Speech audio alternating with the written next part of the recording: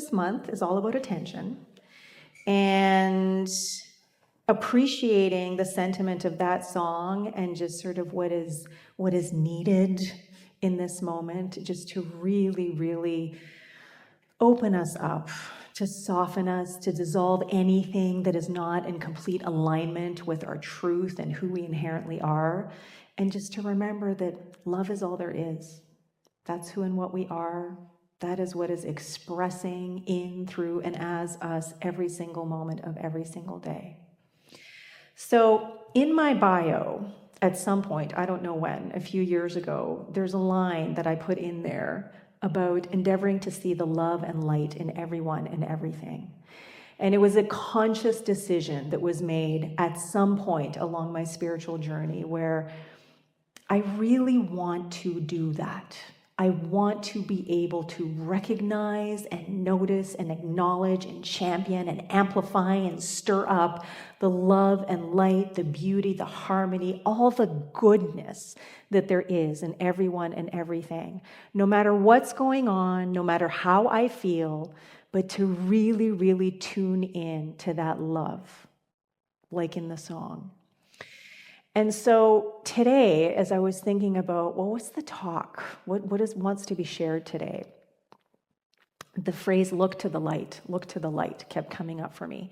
And part of it had to do with, because on Sunday when I spoke, the talk that wasn't recorded because we had tech issues, so I feel like I can talk a little bit about the stuff that I talked about on Sunday. On Sunday, I was talking about a prism and how light refracts through a prism. Because this quote that I found from Rupert Spira, which blew my mind, led me to a book that he has called The Heart of Prayer, which maybe is sitting at my doorstep by now, courtesy of Amazon. And there was a segment on Amazon where you could just preview part of the book. And so as I was reading through the introduction, or chapter 1, I think it was, there was so much stuff in there that was blowing my mind. And there was a particular section about refraction that really was just like, whoa, because I didn't know who this person was until I saw this quote that blew my mind, which led me to a book. He has a whole bunch. And as I was reading, I'm like, okay, this is someone new for me. This is someone I'm going to lean into and dive into. I'm ordering the books. And so there was a whole chunk out of that first chapter that I took and I referred to in my Sunday talk. And so there's a paragraph in there towards the end of the section where he writes, to speak of separation and union, distance and closeness, forgetting and remembering is a compassionate concession to the separate self. From its perspective, there seems to be separation and union, distance and closeness, forgetting and remembering. God knows nothing of such things, although all such knowledge is a refraction of God's knowledge of itself. Yeah. And that was my reaction. I saw that and I'm like, whoa, this is awesome. But what does it mean exactly? I got to look up refraction. So that's what I did. And so because I looked that up and because I talked a little bit about it on Sunday and said, I want to unpack this a bit more for myself, so I'm going to talk about it some more and make it easier to understand throughout the month. The title of my talk today is Look to the Light. And there is an image there of white light going through a prism and then refracting or bending into all of the colors that make up that white light. Okay? And so from a spiritual perspective, this is super cool and is a great illustration of how allness, wholeness, everything that love is, everything that God is, everything that is that one thing that is going on, that's the white light. Okay? That's all of it. And then as it hits this different medium, it actually bends and turns into these fragmented, very colorful, very enticing, very seductive, very bedazzling aspects and elements, but it's not the whole thing, being experienced on the other side. And so the whole point of this was to sort of recognize that this illustration here is an amazing illustration for our experience. how we are, like our true nature is this wholeness, is this allness, is this incredible, amazing, energetic flow that just always is. It's just always being. It can't stop. There's no beginning. There's no end. It's forever evolving, forever expressing, forever creating. But what ends up happening, and this can kind of be like the Alan Watts thing, where it's like, am I so powerful that I can make myself forget who I am? Rupert Spira goes beyond that, and he says, there is no forgetting and there's no needing to remember, because no matter how we're experiencing ourselves on this other side, where that rainbow or kaleidoscope or all that refracting is happening, what we truly always are, whether we're remembering or not, is the white light, the wholeness, the allness, all of the potentiality all the time. And so what I really, really appreciated about this quote and this book and the opportunity to dive into someone new that I've never heard of before and is offering things in a different way from a different perspective, it's very exciting to me to think, okay, can I really let go of everything that I have associated myself? Can I really let go of the thoughts, of the feelings, of the beliefs, of the labels, of the choices, of all of the experiences, all the stuff that I have been taught, all the stuff that I stand up here and say that I am not, that we are not? Can I just let it all go, get rid of it all? Well, he says, yeah, you can, but if that's as far as you go, you're kind of missing the point of the experience.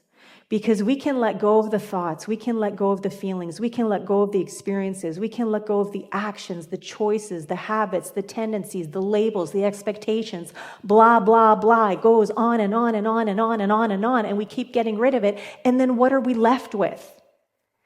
And so he says that at some point, as we have let go of everything there is to let go of, we still need to turn back and face this light that we are, because unless we go back and turn to the wholeness, to the allness, we'll never be able to experience all of this bending and refracting and all of the fragmentation and the colors, good, bad, whatever, as the wholeness that we truly are.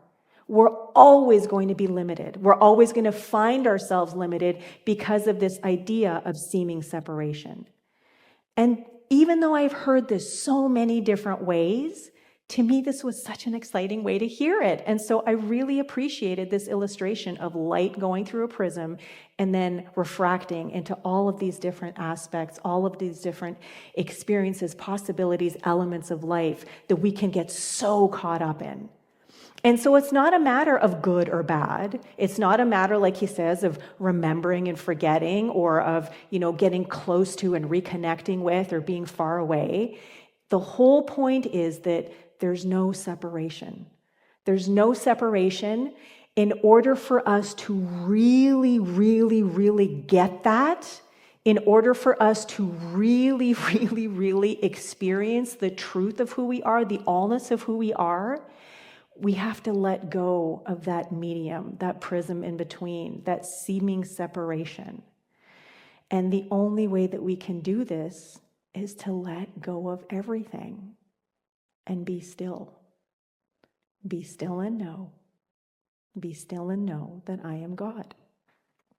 And so it is so incredibly simple, but I feel like it can also be kind of scary, because we are so used to our stories, right? They're so familiar. They're so comfortable. We're so attached. Stuff that we've been talking about in the book study on Saturdays. And so how do we let those go? How do we continue to live our life, but let go of all of these ideas, all of these stories, all of these boxes, all of these parameters that we have, taken with us that have gotten us to where we are in this moment? It's a conscious choice. And it really, really matters where we are putting our attention. And are we doing so consciously? And so we get to choose. Are we putting our attention on the refraction, the rainbow, the kaleidoscope, which is so pretty, right? There's so much to experience there. It's not a horrible thing.